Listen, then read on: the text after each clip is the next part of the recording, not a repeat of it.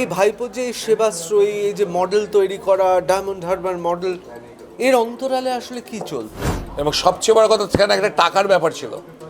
এবং প্রায় 400-500 কোটি টাকা যে ও খরচা করলো সেবাশ্রয় প্রকল্পে, টাকার উৎস কোথায়? দেখুন, কি আশ্চর্য ঘটনা। তাহলে কি কোথাও বলবেন না সেটিং কিন্তু একটা আছে? আরে সবে তো সরকারে এলো আর তথ্য করছে, তোমার ডিপার্টমেন্টাল ইনকোয়ারি হবে। আপনি কি সেটিং বলছেন? টাকা অভিষেক বন্দ্যোপাধ্যায়ের সঙ্গে বিজেপি যাদের সেটিং ছিল তাদের নামগুলো তো অনেকেই জানে। মানে আপনারা কি এই বিষয়ে কিছু তদন্ত করছেন, বা আপনি কি এবার? না, আমার কোনো প্রয়োজন নেই। আমি কার সঙ্গে কি সেটিং আছে আমি জানবো কি করে? আমার মেন টার্গেট হচ্ছে অভিষেক। মানে আপনি কি বলছেন, তার মানে এরকম হওয়ার সম্ভাবনা আছে গরুর টাকা, কয়লার টাকা এবং বালি স্টোন চিপসের টাকার সঙ্গে সঙ্গে কিডনি বিক্রির ব্যবসাও স্টার্ট হয়ে যেতে না, পারে এখানে? এইটা হয়েছে কিনা আমি বলছি না, আমার এতে কিডনির বিষয় নেই। আপনার প্রতিপক্ষ অভিষেক বন্দ্যোপাধ্যায়, আপনাকে কখনো টোপ দেওয়া হয়নি তার পক্ষ থেকে, বা আইপ্যাক থেকে আপনাকে কিছু বলেনি কখনো? অভিষেক ব্যানার্জি এটা অর্গানাইজড ক্রাইম করেছে, ওকে ছাড়া উচিত নয়, জেলের মধ্যে ঢোকানো উচিত ওর আর গ্যাংদের। এটা তো জিজ্ঞেস করতেই পারি আপনাকে। না, ওগুলো ছাড়ুন, কন্ট্রোভার্সিয়াল বিষয়গুলো, ব্যক্তিগত বিষয়গুলো আমার চাই না। কে ব্যক্তিগতভাবে কোন মহিলার সঙ্গে যদি কীভাবে ইনভলভ হয়েছে তাদের নিজেদের personal relation, I have no interest over that. Abhishek Banerjee is a criminal মাইন্ডসেটের একটা সাইকো।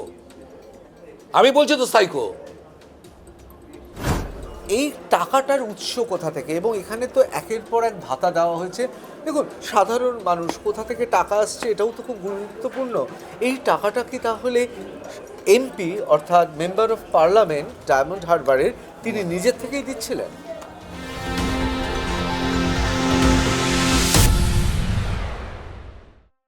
আমি ঋতব্রত ভট্টাচার্য, শুরু করছি টাফ টক উইথ ঋতব্রত।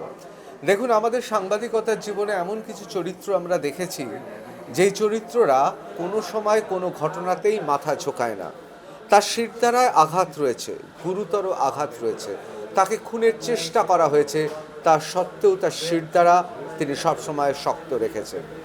এখন অনেকে অনেক কথা বলবেন, কিন্তু যারা একসময় তাবেদারি করে এসছেন সেই সব সাংবাদিকরা তার ইন্টারভিউ নিতে ভয় পেতেন। ভাগ্যবশত, সৌভাগ্যবশত আমার সুযোগ হয়েছিল ঘোর কলিকালে তার ইন্টারভিউ নিতে। তার কারণ তার নাম অভিজিৎ দাস ববি। তিনি ভাইপো বলুন, যুবরাজ বলুন, তার বিরুদ্ধে একা লড়েছেন। সেই বাংলার অভিমন্যু অর্থাৎ অভিজিৎ দাস ববি আজকে আমাদের টাফ টকে রয়েছে।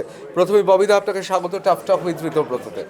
আমি যেভাবে শুরু করলাম, প্রত্যেকটা কথা আমি বিশ্বাস করি বলে বলি। কোথাও আমার এখনো মনে হয় অভিজিৎ দাস ববি একমাত্র আমার চেনা ভারতীয় জনতা পার্টি শুধু নয়, গোটা পশ্চিমবঙ্গের একমাত্র রাজনৈতিক ব্যক্তিত্ব যে চোখে চোখ রেখে যুবরাজ বা ভাইপোর সঙ্গে লড়াই করেছে। আমার সাংবাদিক হিসেবে প্রশ্ন যে এখনো তাকে একটি কনস্টেবল নিয়ে ঘুরতে হচ্ছে কেন? আমি এই প্রসঙ্গে বিস্তারিত আলোচনা করব, কিন্তু তার আগে প্রথম যে কথা বলবো, এই ভাইপো যে সেবাশ্রয়ী, এই যে মডেল তৈরি করা, ডায়মন্ড হারবার মডেল, এর অন্তরালে আসলে কি চলতো? এটা তো অ্যাকচুয়ালি সেবাশ্রয় তো আমি এফআইআর করছি কালকে, জানেন আপনি? এফআইআর কপি, মানে কমপ্লেন্টের কপি, এফআইআর লজ হয়ে গেছে। তো এর সেবাশ্রয় আপনি দেখতে পাবেন যে কিভাবে চলতো সেবাশ্রয়ের। এই হচ্ছে প্রেসক্রিপশন। আপনি চিন্তা করতে পারেন যে ডিজিটাল যুগে আপনার এই ধরনের প্রেসক্রিপশন দিয়ে ওষুধ দেওয়া হতো, তাকে রেফার করানো হতো। কে তার সই করছে এটা কেউ জানে? কি তার ওষুধ? হোমিওপ্যাথি ডাক্তার, হাতুড়ে ডাক্তার, স্টুডেন্ট হোমিওপ্যাথিকে, তাদের দিয়ে সব অ্যালোপ্যাথিক ওষুধ লেখানো হতো। এবং বিভিন্ন বেসরকারি ক্যাম্পে পাঠানো হতো, বেসরকারি নার্সিংহোমগুলোতে। এবং সবচেয়ে বড় কথা, সেখানে একটা টাকার ব্যাপার ছিল। এবং প্রায় 400-500 কোটি টাকা যে ও খরচা করলো সেবাশ্রয় প্রকল্পে, টাকার উৎস কোথায়? এগুলো ব্ল্যাক মানিকে হোয়াইট করেছে, বা টাকাটা ববিদা, আমি দেখুন, একটা স্টুডেন্ট, হোমিওপ্যাথিক স্টুডেন্ট, তার নাম ফাম দিয়ে রেখে দিয়েছে, এই প্রেসক্রিপশন করছে অ্যালোপ্যাথিক ওষুধ অভিষেক ব্যানার্জি সেবাশ্রয়ের। First year student of Mahesh Bhattacharya homeopathy medical college writing prescription of Sebashray. দেখুন, কি আশ্চর্য ঘটনা। হোমিওপ্যাথি কলেজের প্রথম আমরা বর্ষ। আরও দেখিয়ে দিচ্ছি, আমার কাছে তো ফাইল ভর্তি। এতে কী আছে? আপনি আগে বললে আমার একটা ম্যাটারোর গাড়ি পাঠাতে হবে। এ দেখুন, সব রেজিস্ট্রেশন নাম্বার দিয়ে সব হোমিওপ্যাথিক ডাক্তার যে সেবাশ্রয় গিয়ে প্রেসক্রিপশন রুগী দেখেছে। Doctor Toya Yasin, TMCP, state executive committee, West Bengal TMCB vice president, WBJDA coordinator, অর্থাৎ এরা তৃণমূলের ক্যাডার, তাকে বসিয়ে দেওয়া হয়েছে ডাক্তারি করতে। অ্যালোপ্যাথিক ওষুধের প্রেসক্রিপশন করতে, এবং আচ্ছা, এইটা এরা যদি- হচ্ছে সমস্ত হচ্ছে অপারেশনাল অ্যাসেট ডাক্তার ববিদা, আমি একটা এই কথা দেখুন মেইন জিজ্ঞেস কালপ্রিট। এই দেখুন তোয়াইসা কিভাবে দেখো সেবাশ্রয় ক্যাম্পে রয়েছে, তার ছবি দেখুন, বোঝা গেল? বুঝতে পেরেছি। এই হচ্ছে মেইন কালপ্রিট, অভিষেকের ডাক্তার লেভেলে operational asset. Doctor Sheikh Mohammad Mirajuddin এখন পূর্ব মেদিনীপুরের দীঘায় ও চাকরি করছে। কি চাকরি করছে? পশ্চিমবঙ্গ সরকারে? হ্যাঁ, মানে এখনো চাকরি করে যাচ্ছে? তাহলে কি কোথাও বলবেন না সেটিং কিন্তু একটা আছে? আরে সবে তো সরকারে এলো, আর তথ্য করছে তোমার ডিপার্টমেন্টাল ইনকোয়ারি হবে। আপনি কি সেটিং বলছেন? না, না, কোনদিন পার্টির মধ্যে সেটিং হয় না, সেটিং হয় ব্যক্তিতে। কীরকম ব্যক্তিতে? আপনি তৃণমূলের এমপি অভিষেক ব্যানার্জি, আমি বিজেপির বা কংগ্রেসের বা সিপিএমের কেউ, আপনার সঙ্গে আমি করলাম, আপনার প্রতিপক্ষ যে আছে আমার দলের, আমি তাকে দুর্বল প্রার্থী দিয়ে দিলাম বা তাকে কোনো কিছুতে হেল্প করলাম না, আর আমার সিটটা আমি জিতে দিলাম, আপনি আমার বিরুদ্ধে যে প্রার্থী হয়েছে তাকে একই রকম করলেন আপনার দলের। এই ব্যক্তিতে সেটিং হয়, বান্ডিল দিয়ে দিলেন আমাকে 100 কোটি টাকা। অভিষেক বন্দ্যোপাধ্যায়ের সঙ্গে বিজেপির যাদের সেটিং ছিল তাদের নামগুলো তো অনেকেই জানে, মানে আপনারা কি এই বিষয়ে কিছু তদন্ত করছেন বা আপনি কি এবার? না, আমার কোনো প্রয়োজন নেই। আমি কার সঙ্গে কি সেটিং আছে আমি জানবো কি করে? আমি এসব কি করে জানবো? আমার মেইন টার্গেট হচ্ছে অভিষেক আর অভিষেকের গ্যাং, ভাইপো এবং তার গ্যাং। তার বাইরে আমি অন্য কোনো দিকে মাথা দিইনি, দেবো না। যার জন্য শওকত অভিষেক এখনো পর্যন্ত অভিষেক বন্দ্যোপাধ্যায়ের নামে যদি এরকম অভিযোগ থাকে, ধরুন আমার নামে এরকম অভিযোগ থাকতো, হ্যাঁ। আমি এখানে বসে আপনার সঙ্গে এই ক্যাফেটেরিয়ায় বসে আমি আপনার সঙ্গে এরকম ভাবে কথা বলতে পারতাম, এতক্ষণে তো আমাকে জেলে টেনে নিয়ে যেত বা পুলিশ কাস্টডিতে থাকতে হতো। এখন ধরুন সে তো আমি আমার ক্ষেত্রে হতে পারে। আমি যদি আজকে তোলাবাজ হতাম, আমি যদি আজকে করাপ্টেড হতাম, আমি যদি আজকে চরিত্রহীন হতাম, অভিষেকের যে নেটওয়ার্ক, তার কাছে কি এভিডেন্স থাকতো না? সে কি আমাকে ছেড়ে দিত? আমি তার একের পর এক ফাইল খুঁজছি। আপনার প্রতিপক্ষ অভিষেক বন্দ্যোপাধ্যায় আপনাকে কখনো টোপ দেওয়া হয়নি তার পক্ষ থেকে, বা আইপ্যাক থেকে আপনাকে কিছু বলেনি কখনো? একটা কথা বলবো, এই দেখুন আমার এই ফাইলটা দেখছেন তো, কি লেখা আছে? আইপ্যাক 2026। আইপ্যাকের ফাইল লেখা আছে তো, এতে আইপ্যাকের সব ফাইল রয়েছে। ওকে, শুনুন, আমি যদি কাউকে ধরি তার ডিএনএ ক্রোমোজোমে সব বার করে নিয়ে আসি। আমার সকলকে ধরার দরকার নেই। আমার যত ঘটনায় যখন গো14 তখন থেকে যখন RSS করতাম, আমি সব অফিসারদের বলে দিতাম পৃথিবীতে আলোও থাকবে, অন্ধকারও থাকবে, সব অন্ধকার আমি মেটাতে পারবো না, কিন্তু আমি যে পথ দিয়ে যাবো সেটা আলোই থাকবে, আর ওই পথের মাঝখানে কেউ যদি অন্ধকার করতে আসে তার সঙ্গে আমার সংঘর্ষ হবেই। অভিষেক ব্যানার্জি ওই আলোর পথটাকে অন্ধকার করতে এসছে, ওই জন্য আমার সঙ্গে সংঘর্ষ, সে যেই হোক তার সঙ্গে আমার সংঘর্ষ হবে। আমি একটু দর্শকদের বলে রাখি যে তখন বাম আমল চলছে, সুজন চক্রবর্তী দৌর্দণ্ড প্রতাপ নেতা, তখন সিপিএমের দক্ষিণ 24 পরগনায় আলাদা করে তাকে সমীহ করা হয়। সেই সময় ভারতীয় জনতা পার্টি এই পশ্চিমবাংলায় ক্ষমতায় আসা তো দূরের কথা, কোনো অনুষ্ঠানে ভারতীয় জনতা পার্টির হয়ে কেউ কথা বলবে বা কেউ সনাতনী কথা বলবে এটা ভাবাই যেত না। আমি সেই সময় আমার মনে আছে যে ববি অর্থাৎ অভিজিৎ দাস মহাশয়, তিনি একেবারে জ্বালাময়ী ভাষণ দিচ্ছেন একটি মেলাতে, এবং আমি অবাক হয়ে ভাবছি যে দক্ষিণ 24 পরগনার যে জনবিন্যাস, সেখানে এই কথাগুলো কোন সাহসে তিনি বলছেন। সেই অভিজিৎ দাস ববি, তাকে আমার প্রশ্ন যে তারপর তো গঙ্গা দিয়ে বহু জল গড়িয়ে গেছে, এখন ভারতীয় জনতা পার্টির সরকার প্রতিষ্ঠা হয়েছে, কিন্তু সোনারপুর বইমেলা 2013। হ্যাঁ 2013 একদম। আমি না, তার আগেও আমি আপনাকে দেখেছি, বাম আমলেও দেখেছি। এটা 11 ছিল, 2011 মানে সোনারপুর। হ্যাঁ, আমি দেখেছি আপনাকে। আমার বক্তব্যটা হচ্ছে এই যে ধরুন ঘটনাগুলো ঘটেছে, সাধারণ মানুষ এখনো জিজ্ঞেস করছে তাহলে ভাইপো জেলে যাচ্ছে না কেন? বড় মাছকে খেলিয়ে খেলিয়ে ধরতে হয়, আর যখন একটা বড় গাছকে কাটবেন প্রথমে কি করবেন? তার শাখা প্রশাখা ডালগুলো কেটে তবেই তো। তা ভাইপোর যে অপারেশনাল অ্যাসেটগুলো রয়েছিল, দিলীপ মণ্ডল, জাহাঙ্গীর, এক এক করে গ্যারেজ হচ্ছে কি না, বাইরে এখনও কতগুলো ছড়ছে, ওগুলো গ্যারেজ হবে। সামিম, মেহবুব, গৌতম অধিকারী, বাবুকুমার বেতাল, তারপরে বড় গাছটাকে তো কাটা হবে, টেনশন করবেন না। কিন্তু যেভাবে লোকসভা এবং বিধানসভায় তৃণমূলের হয়ে যারা জিতে গেছে তারা যেভাবে এই মুহূর্তে এনডিএর সমর্থক হয়ে গেছে, সেক্ষেত্রে মনে হচ্ছে এরা সাজা পাবে। এটা হচ্ছে রাজ্য সরকার, ওটা গভর্নমেন্ট, দুটো একই দলের, একই সব কিছু। কিন্তু আমাদের প্রতিটা রাজ্যের নিজস্বতা আছে, ঠিক আছে? আর আমাদের এখানে যারা অত্যাচার করেছে, যারা আমাদের ডায়মন্ডের কথা বলছি, আমি অন্য জায়গায় কথা বলবো না। অন্য জায়গায় যদি আপনি 2021 থেকে সন্ত্রাসের কথা বলেন, আমাদের ডায়মন্ডের হচ্ছে 2017 থেকে সন্ত্রাস। 17, 18, 19 অভিষেক বাহিনী যে হারে অত্যাচার করেছে, মানে বলে বোঝানো যাবে না। কলকাতা ঘরে, এসি ঘরে বসে বোঝা যাবে না। তো যারা অত্যাচার করেছে তাদের অনেকেই আবার 2000 মানে এই 24-এর পরে বা এই 26-এর পরে তারা অনেকে ভোল পাল্টাচ্ছে।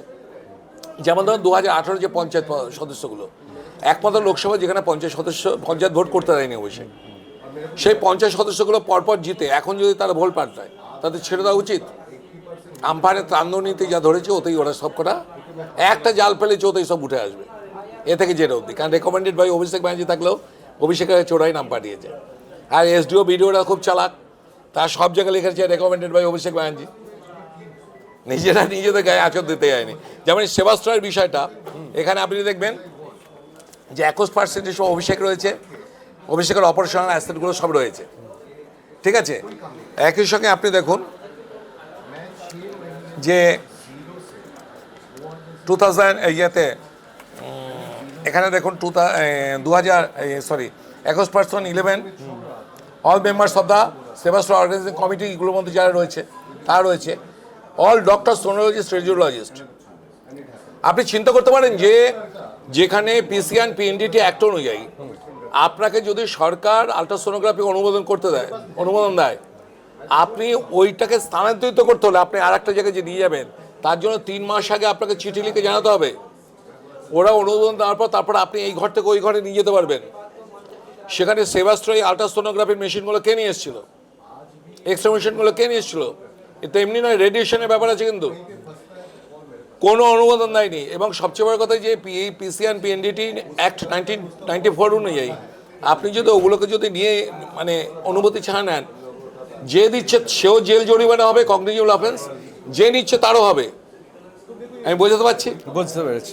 এবার এই সোনোগ্রাফি কারা, তা তো রেডিয়েশন হচ্ছে। সবচেয়ে বড় কথা আপনি তো জানেন যে ভ্রূণ লিঙ্গ নির্ধারণের একটা ব্যাপার আছে। তাহলে সেবাশ্রয়ের ক্যাম্পে গিয়ে যে ভ্রূণ লিঙ্গ নির্ধারণ হয়নি, কে গ্যারান্টি দেবে? কোটি কোটি টাকার ওখানে খেল হয়নি, কে জানে? অঙ্গ হানি হয়েছে কিনা, অঙ্গ কেটে কিডনি বিক্রি করেছে কিনা, কারণ আপনার তো ওখান থেকে কেউ কারোর আওয়াজ বেরোবে না। মানে আপনি কি বলছেন, তার মানে এরকম হওয়ার সম্ভাবনা আছে গরুর টাকা, কয়লার টাকা এবং বালি স্টোন চিপসের টাকার সঙ্গে সঙ্গে কিডনি বিক্রির ব্যবসাও স্টার্ট হয়ে যেতে না, পারে? এইটা হয়েছে কিনা আমি বলছি না, আমার এতে কিডনির বিষয় নেই, কিন্তু আমি বলছি ওখানে ভ্রূণের লিঙ্গ নির্ধারণ হতে পারে কি হতে পারে না। অবশ্যই। এবার কিরকম অফেন্স বুঝতে পেরেছেন? আপনি যে চোর নয়, আপনাকে তো প্রমাণ করতে হবে আপনি চোর না, নয়। কিন্তু এখান থেকে কিডনি বিক্রি হয়নি এটারও তো গ্যারান্টি দিতে পারবেন? আমি বলছি তো, কিন্তু আমি তো ওইটা লিখিনি না। কিন্তু আমি যেই দিকটা অ্যাঙ্গেল দিয়ে করছি, আপনি যদি শুধু আলট্রাসোনোগ্রাফির এই যে রেডিয়েশন, এই যে তার জন্য তো আইনগুলো করা হয়েছে, তাহলে সেই আইনকে উল্লঙ্ঘন করে অভিষেক ব্যানার্জি কে যে রাজ্যের স্বাস্থ্য ব্যবস্থা, কেন্দ্র স্বাস্থ্য ব্যবস্থাকে চ্যালেঞ্জ করে সেবাশ্রয় প্রকল্প করলো, ক্লাস 8-এর একটা মেয়ার একটা উচ্চ মাধ্যমিক পাস ছেলে, সে একটা চ্যালেঞ্জ করলো যে ওর সেবাশ্রয় প্রকল্প হচ্ছে পৃথিবীর সর্বাপেক্ষা উন্নত প্রকল্প। এবং তারপরে এইভাবে আপনি হোমিওপ্যাথির একটা ওষুধ দিচ্ছে, আপনি চিন্তা করতে পারেন যে কত লক্ষ লোককে ক্ষতি করে দিয়েছে। আমাদের কাছে ভিডিও ফুটেজ আছে, অনেকে ওষুধ খাওয়ার পর তারা শরীর খারাপ হয়ে গেছে তাদের। অভিষেক ব্যানার্জি এটা অর্গানাইজড ক্রাইম করেছে, ওকে ছাড়া উচিত নয়, জেলের মধ্যে ঢোকানো উচিত ওরা গ্যাংদের। এবং যে সমস্ত ডাক্তার রয়েছে, অনেক ডাক্তার আমাকে ফোন করে বলছে আমাদের ফোর্সফুলি নিয়ে গেছে। আমি বলি আশা কি হন, নাহলে আপনারাও ছাড় পাবেন না, সিও হচ্ছে ছাড় পাবে না, বিএমও ছাড়াও ছাড় পাবে না, কেউ পাবে না ছাড়। আজকে এইটা নিয়ে যতদূর যেতে হয় আমরা যাব। আমাদের মাননীয় শুভেন্দুদা কালকে বলে গেছেন, ভারত সেবাশ্রয়ের সঙ্গে কালকে উদ্বোধন ছিল এতে, সেখানটায় এসে উনি বলে গেছেন, এসপিকে নির্দেশ দিয়ে গেছেন এটা ইমিডিয়েট এফআইআর করে শুরু করে দিতে।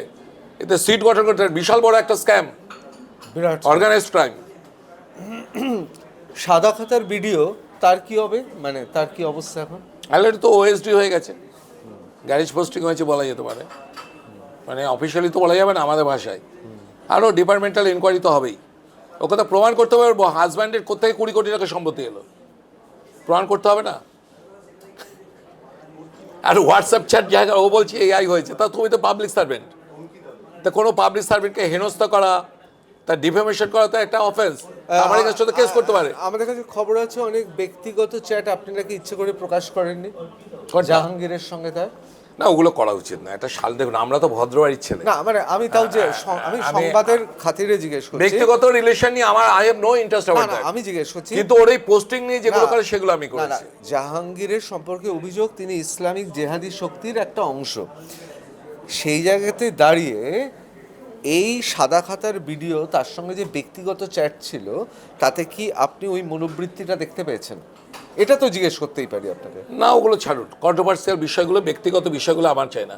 যখন ব্যক্তির বিষয়গুলো যখন সমাজের ক্ষতি করে তখন বলা উচিত। একটা লোক যদি করাপ্টেড হয় সেই বিষয় আমার দরকার নেই, কিন্তু সেই করাপশনের ফলে সমাজই যখন ক্ষতি হয়, যেমন অভিষেকের, সেই দিকটা অবশ্যই এক্সপোজ করা দরকার। কে ব্যক্তিগতভাবে কোন মহিলার সঙ্গে যদি কীভাবে ইনভলভ হয়েছে, তাদের নিজেদের personal relation, I have no interest about that, কিন্তু সেটা যদি দেখা যায় যে সমাজের ক্ষতি করছে, অবশ্যই তার করতে হবে। আমি সেই জন্য এই জায়গাগুলোকে আমি মুছে দিয়ে আমি এগুলোকে দিয়েছি আর কি। মানে আপনি ওইটা নিয়ে অত ভাবি আমাদের পক্ষে সম্ভব, আমরা সেই গ্রেডে পৌঁছইনি। আমরা অভিষেক ব্যানার্জি বা তার দলবলের মতো নিচু স্তরের গ্রেড নয় আমাদের, আমরা যথেষ্ট ভালো বাড়ির ছেলে। যে পুলিশ আধিকারিক সেই সময় জাহাঙ্গীরের সঙ্গে সম্পর্ক ছিল, বিভিন্ন রকম সম্পর্ক, সেগুলোও তো এবার খতিয়ে তদন্ত করার একটা সময় আছে, সব এসেছে। তথ্য আছে, সব বেরোবে, ওইটা নিয়ে চিন্তা করতে হবে না। মাথাটাকে ধরা হোক, ডালপালাগুলো এমনি শুকিয়ে যাবে, ঠিক আছে? তাহলে আমি এবার একটু অন্য প্রসঙ্গে আলোচনা করতে চাইছি, সেটা হচ্ছে যে এই সেবাশ্রয় নিয়ে সিট গঠন হবে, তদন্ত হবে, কিন্তু সেখানে যে ঘটনাগুলো ঘটেছে, কিছু কিছু ভিডিও আমরা দেখেছি, কিছু কিছু খবর আমরা শুনেছি, শুধু অবর্ণীয় অবস্থা, মানে এই রুগীদের। আপনাকে আমি তো ভিডিও তো কিছু আমি দেখেছি, মানে পাঠিয়েছিলাম আপনার তো একটা চ্যানেলও আমি সেদিনকে দেখিয়েছিলাম, তো মানে চোখে জল চলে আসছে। হ্যাঁ, এই আপনাকে আমি এই ভিডিওটা দেখালে আপনি বুঝতে পারবেন যে কী পরিস্থিতি। আপনাদেরও পাঠিয়েছি আমি, হ্যাঁ আমাদের কাছে আছে হোয়াটসঅ্যাপে। এই ভদ্রমহিলার তো পুরো পাই চলে গেছে সেবাশ্রয়ের জন্য, তাই না? তো কী করা যাবে? আপনার এরকম প্রচুর রয়েছে, যে ভিডিওতে আপনি ভিডিওটা শুনলেও বুঝতে পারবেন যে কি বলছে উনি। নমস্কার, মহেশতলা মিউনিসিপ্যালিটির 7 নম্বর ওয়ার্ডেরই বাসিন্দা। আমার মাকে নিয়ে বিগত বৎসরেতে অভিষেক ব্যানার্জির মাননীয় এমপি মহাশয় তিনি যে সেবাশ্রয় ক্যাম্প করেছিল, সেই ক্যাম্পে মাকে দেখাতে গিয়েছিলাম। সেইখানে সামান্য মায়ের হাঁটুর ব্যথা ছিল, মা সম্পূর্ণ ভালোভাবে হাঁটতে পারতো। সেবাশ্রয় ক্যাম্প থেকে বিভিন্ন ছবি আমাদেরকে পয়সা খরচা করে তুলিয়েছে। সেখান থেকে তারপর বললো এমআর বাঙুর যেতে, এমআর বাঙুরে গেলাম। এমআর বাঙুর থেকে সেবাশ্রয় ক্যাম্পে রেফার করেছিল ন্যাশনাল মেডিকেল কলেজ হসপিটালে। সেখানে দুর্ভাগ্য, অপারেশন করতে গিয়ে ডক্টররা, আমাদের মাননীয় এমপি সাহেবের ডক্টররা ভুল অপারেশন করে অপারেশন থিয়েটারে মায়ের শিরা কেটে ফেলে। তার প্রমাণ দেখতে পাচ্ছেন। মৃত্যুর শয্যায় 9 দিন পর যখন ধরা পড়ে যে পায়ের শিরা কেটে গেছে, তখন হসপিটাল মেডিকেল বোর্ড নড়ে চড়ে বসে এবং বিভিন্ন হসপিটালের মেডিকেল বোর্ডরা, Sealdah national medical college, Park Circus national medical college, PG hospital, বিভিন্ন ডক্টররা মেডিকেল করে তখন আর ওনাকে বাঁচাতে পারেনি। আমি বারংবার এমপি সাহেবের অফিসে গিয়েছি, আমাকে কোনো সময় এমপি সাহেবের অফিসে দেখা করতে দেয়নি। এমপি সাহেবের পিএ বলতে পারেন অয়নবাবু, তিনি শুধু বলতেন যে কোনো এইসব কাজের জন্য মাননীয় এমপি সাহেবের সঙ্গে দেখা করা যাবে না। তিনি কি করতেন, তিনি ডক্টর ওখানে যিনি বসতেন লম্বা করে লাভ, তিনি একটা প্রেসক্রিপশন লিখে দিতেন, কিন্তু সেই প্রেসক্রিপশন হসপিটাল কোনো গ্রাহ্য করতো না। এবং এমপি সাহেবের যে অফিসে আমাদের নাম্বার দিয়েছিল সেবাশ্রয় থেকে, তাদেরকে বারংবার ফোন করতাম, কোনো মতে তারা ফোন তুলতো না। বাধ্য হয়ে মায়ের জীবনকে বাঁচানোর জন্য যখন 9 দিন পর জানা গেল যে শিরা কেটে গেছে, উনি মৃত্যুর শয্যায়, মাকে বাঁচানোর জন্য তখন আমাদের এই সিদ্ধান্ত নিতে হয়। মায়ের পুরো সম্পূর্ণ অ্যাম্পুটেশন হয় এবং সেই অ্যাম্পুটেশনের পা কেটে বাদ চলে যায়, তার সার্টিফিকেট আপনাদেরকে আমি প্রেরণ করলাম। এবং যে ভুল ট্রিটমেন্ট হয়েছে, কন্টিনিউ ন্যাশনাল মেডিকেল কলেজের কাগজ আপনাদেরকে প্রেরণ করলাম। বর্তমানে সরকারের তৎপরতা বা দৌড়ঝাঁপ করে এখন উনি ঘরে পঙ্গু হয়ে গেল সারা জীবনের জন্য, এবং তার হ্যান্ডিক্যাপ সার্টিফিকেটও আপনাদেরকে দিলাম। আমি অভিজিৎ বাবুকে আমি জানাই, আপনি অভিজিৎ বাবু দয়া করে এই বিষয়টি দেখবেন, যাতে গরিব মানুষ আমরা খেটে খাই। এই মহিলা সারা জীবনের জন্য তিনি পঙ্গু হয়ে গেলেন, যাতে কোনো একটা সুষ্ঠু বিচার হয়, আপনার কাছে এই আমার প্রার্থনা। আমরা এই পুরোটা দেখেছি এবং এটা এটা এটা সত্যি খুব হৃদয় বিদারক ঘটনা। এরকম প্রচুর ঘটনা আছে, আপনি যদি চান আমি পাঠিয়ে দেবো সব। না না, অবশ্যই পাঠাবেন, কারণ এবং সাধারণ মানুষের আপনি জানা বলুন উচিত। না যে প্রেসক্রিপশনগুলো যেগুলো দিয়েছে, এই আপনার মনে হয় এগুলো প্রেসক্রিপশন? এই মহিলাটা দেখুন প্রেসক্রিপশন লিখছে, যে রেফারেন্স সে প্রেসক্রিপশন, আপনি অবাক হয়ে যাবেন। দেখুন প্রেসক্রিপশনটা দেখুন। অভিষেক ব্যানার্জি ইজ এ ক্রিমিনাল মাইন্ডসেটের একটা সাইকো। আমি বলছি তো সাইকো, আপনার মনে হচ্ছে সাইকো? আমার মনে হচ্ছে সাইকো। ও সাইকো বলেই তো ও চেয়েছে যে একমাত্র ওরাই থাকবে, আর কেউ থাকবে না। আমরা কথা বলছিলাম এই মুহূর্তে রাজনৈতিক মানচিত্রে এই পশ্চিমবঙ্গের অন্যতম অত্যন্ত গুরুত্বপূর্ণ চরিত্র অভিজিৎ দাস ববির সঙ্গে। একটা ছোট্ট বিরতি নিয়ে ফিরে আসছি টাফ টক উইথ ঋতব্রত।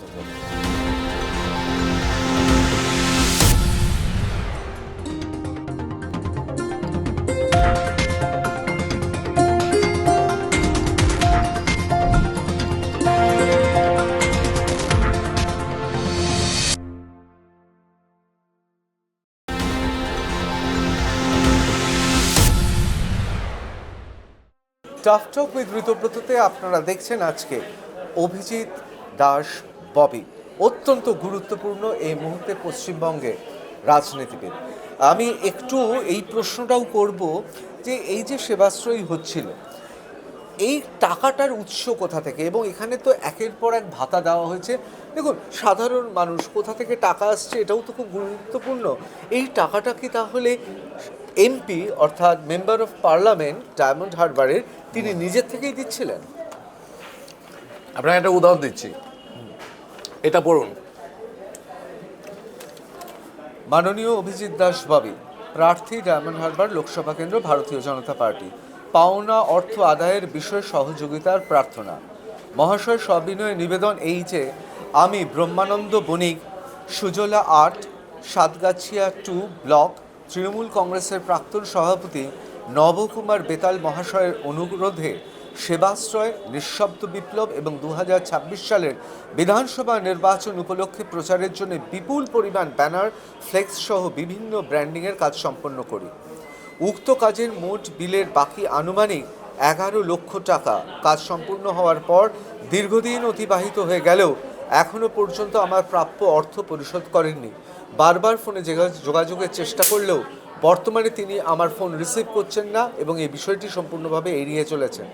অতএব আপনার নিকট বিনীত আবেদন, বিষয়টি মানবিক দৃষ্টিভঙ্গিতে বিবেচনা করে যথাযথ হস্তক্ষেপের মাধ্যমে আমার ন্যায্য পাওনা অর্থ আদায়ের সহযোগিতার ব্যবস্থা করলে আমি ও আমার পরিবার চিরকৃতজ্ঞ থাকব। ধন্যবাদন্তে সুজলা আর্ট প্রোপ্রাইটার, অর্থাৎ উনার নাম। এই রকম অন্তত না হলো 100 থেকে 150 জনের কাছ থেকে এই সেবাশ্রয়ের জন্য প্যান্ডেল, ফ্লেক্স, ব্যানার, কশো কোটি টাকার যে টাকা দেয়নি অভিষেক ব্যানার্জি তার নেই ঠিক। একই সঙ্গে ডায়মন্ড হারবারের কত ব্যবসায়ী, কত ফ্যাক্টরি মালিকদের থেকে লক্ষ লক্ষ টাকা নিয়েছে, এবং তারপরেও টোটাল খরচাটাও দেখিয়েছে ব্ল্যাক মানিকে হোয়াইট করার জন্য। এই যে তোলা তো টাকা আপনি দেখাতে পারবে না, খরচার টাকা দেবে, কোনো এনজিও দেখিয়ে দেবে, কোনো কিছু দেখিয়ে দেবে। এবং আমার কাছে অলরেডি প্রচুর কমপ্লেন এসে গেছে যাদের টাকা ওরা দেয়নি। আপনাকে ওইটা বাদ দিন, সেবাশ্রয়টা বাদ দিন, আমি অভিষেক ব্যানার্জি আর একটা যে এফআইআর করেছি সেটা দেখাচ্ছি। এটা হচ্ছে শ্রদ্ধার্ঘ ৭৭,০০০ ও বৃদ্ধ বৃদ্ধাদের প্রতি মাসে ১,০০০ টাকা করে। তাহলে ৭৭,০০০ বৃদ্ধবৃদ্ধাকে প্রতি মাসে যদি ১,০০০ টাকা করে দেন, ৭৬,০০০ বৃদ্ধবৃদ্ধাকে ৯১,২০,০০,০০,০০০ টাকা লাগবে প্রতি বছর। 5 বছরে নিয়ে আবার 460 কোটি টাকা। এ টাকার উৎস কোথায়? এটা সরকারি বৃদ্ধা বার্ধক্য ভাতা থেকে কিন্তু আলাদা। ডায়মন্ড মডেলের অংশ হচ্ছে শ্রদ্ধার্ঘ, সেবাশ্রয়, এগুলো সব ডায়মন্ড মডেল। এবার ও যেটা দিয়েছিল সেটা হচ্ছে যে ওর ডোনার নাকি 16,360 জন। তারা প্রতি মাসে 55,677 টাকা করে তাহলে তাকে দিতে হবে। ডোনার যদি 16,380 জন হয়, তাহলে 55,677 টাকা করে কেউ যদি ডোনেশন দেয়, তার সে তো নিশ্চয়ই প্যান কার্ড তার থাকবে, সে ইনকাম ট্যাক্স পেই হবে। তা মানুষ তো চাইবে যে তাদের লিস্ট দাও। এবং 77,000 যে ও যে লিস্টটা পেয়েছে বলছে দুয়ারে সরকারের ডেটাবেস থেকে। তা দুয়ারে সরকার তো অফিসিয়াল ডেটাবেস, সেটা একটা এমপি হয়ে ও কি করে পেল? আমি বোঝাতে পারছি কথাটা? বুঝতে পেরেছি। আপনি বলছেন তাহলে ও ইনফরমেশন ওটা আইটি একটা পড়বেই। এবং ঠিক ভোটের আগে 2024 সালের ভোটের আগে ওইটা করেছিল, অর্থাৎ পিপল রিপ্রেজেন্টেশন অ্যাক্টে পড়বেই, যে জনগণকে বিভ্রান্ত করেছিল। মুরগির ছানার মতো কয়েকটা বৃদ্ধকে দেখিয়েছিল, বৃদ্ধবৃদ্ধাকে। বাকি 77,000 লিস্ট কোথায়? এই বিপুল বনের টাকাটা কে দিয়েছে, কোথা থেকে পেয়েছে?